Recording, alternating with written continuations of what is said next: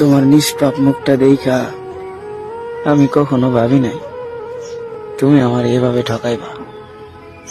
বিশ্বাস করো, তোমার মুখটা দেখা মায়ে পড়ছিলাম।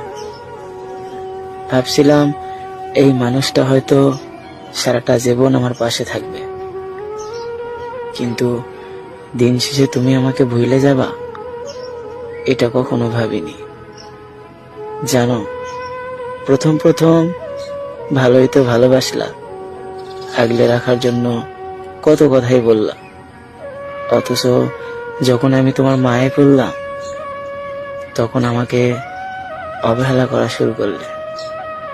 একটা বড় ভাবলে না যে মানুষটা তোমাকে এতটা পরিমাণ ভালোবাসে সেই মানুষটাকে তুমি কিভাবে আঘাত করবে।